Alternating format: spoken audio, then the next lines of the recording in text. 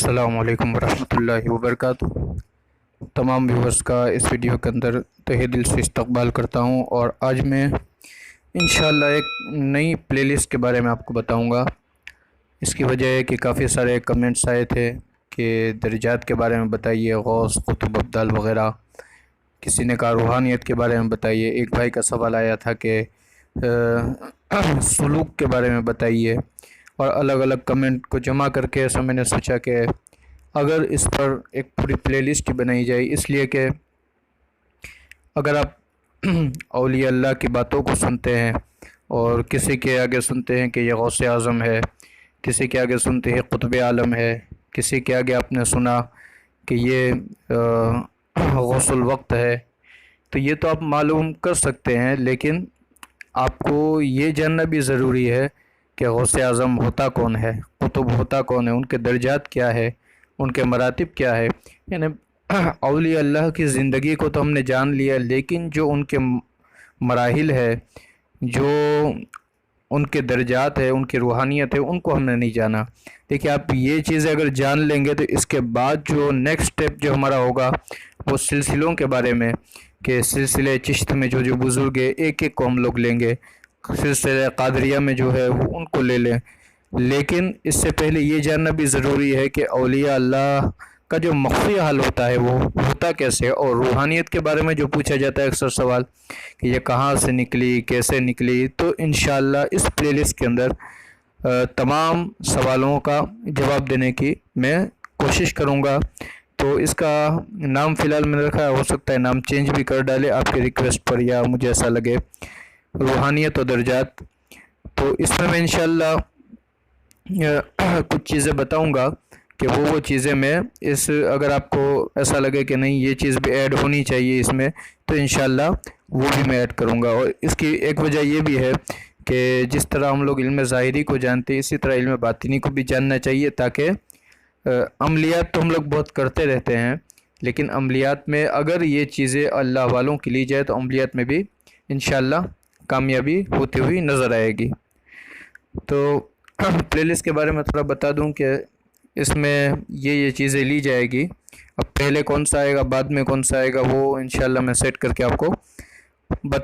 بتاؤں گا۔ ایک لیے کہ یہ روحانیت کیا ہوتی ہے، اور یہ روحانیت کہاں سے چلی، اور اس کے بعد علم ظاہری اور علم باطنی کیا ہے۔ جس طرح علم ظاہری حاصل کرنا ضروری ہے، علم باطنی کے ساتھ علم ظاہری ہونا یہ بالکل ضروری ہے، اور اس کے ساتھ کچھ چیزیں بھی ہم لوگ لیں گے۔ اور اس کے بعد اطاعت ظاہری اور اطاعت باطنی کیا ہوتی ہے، انشاءاللہ اس پر بھی ایک کہ حضور علیہ الصلوۃ والسلام کے زمانے میں بھی کیا اطاعت باطنی اور ظاہری تھی یا نہیں تھی۔ اور اس کے بعد روحانیت میں سلوک کیا ہوتا ہے، سلوک کی منزلیں کیا ہوتی ہے۔ اور اس کے بعد ایک کمنٹ میں آیا تھا کہ لطائف کے بارے میں کچھ بتائیے، تو انشاءاللہ اس پر بھی کہ لطائف کتنے ہوتے ہیں اور کون کون سے ہوتے ہیں، کس کس جگہ پر ہوتے ہیں۔ اور ایک یہ کہ تصوف اور صوفی یہ کس کے ہوتے، کیا چیز ہوتی ہے۔ اور خلافت کی جو ظاہری نہیں بلکہ باطنی خلافت کی جو 4 ہے باطنی خلافت، وہ انشاءاللہ آپ کو بتاؤں گا۔ ظاہری بھی کہہ لیجئے، دونوں سے ملتی جلتی ہے۔ اور اس کے بعد حضور اکرم علیہ الصلوۃ والسلام کے بعد جو صحابہ کرام ہیں، ان سے 14 سلاسل چلے، اور کس طرح چلے وہ بھی انشاءاللہ بتاؤں گا۔ پھر 14 میں سے جو 40 نکلے، اور 40 میں سے 12، اور 12 میں سے 4، یہ پوری اس کی ترتیب ہے۔ انشاءاللہ وہ بھی بتانے کی کوشش کروں گا کہ وہ کس طرح چلے، اور پھر کس طرح وہ مشہور ہوئے، ان کون سے بزرگان دین ہے، وہ بھی انشاءاللہ اس پلے لسٹ میں بتانے کی کوشش کروں گا۔ اور ایک یہ کہ اولیاء اللہ کے جو مراتب ہوتے ہیں، غوث، قطب، ابدال وغیرہ، تو یہ مراتب اور ان کے کام کیا ہے، ان کے الگ الگ کام ہے، اور یہ اکثر اوقات کس کام میں ہوتے ہیں، انشاءاللہ اس کے بارے میں بھی بتانے کی کوشش کروں گا۔ اور اس کے بعد حضرت خضر علیہ السلام، حضرت الیاس علیہ السلام، ان کی بھی تفصیل ضروری ہے، اس لیے کہ جو اولیاء اللہ کی جو اعلیٰ درجے کی ٹریننگ ہوتی ہے وہ حضرت خضر، حضرت الیاس علیہ السلام ہی دیتے ہیں، تو اس لیے یہ چیزیں بھی ضروری ہے۔ اور اس کے بعد حضور اکرم صلی اللہ علیہ وسلم کے زمانے کے اندر کیا کوئی ان مراتب و غوث ابدال پر کون کون صحابی رسول تھے، اس کے بعد واصلین، سالکین اور یا اولیاء کے درجے ہیں وہ کون کون ہوتے ہیں، اور ولایت محمدی کی قسمیں، اور اس کے بعد جو مین جس چیز کے لیے ہم لوگ یہ کرتے ہوئے آ رہے تھے، یعنی سلسلہ چشت اور سلسلہ قادری، سہروردی اور نقش بندی، انشاءاللہ ان تمام سلسلوں کے بزرگوں کو لے کے ایک ایک کر کے، اور ان کی حالت زندگی وغیرہ، اور یہ بھی میں آپ کو بتا دوں کہ یہ جس سلسلے کے زیادہ کمنٹس آئیں گے انشاءاللہ اسی سلسلے سے ہم لوگ شروع کریں گے، چاہے وہ چشتی ہو، نقش بندی ہو، سہروردی ہو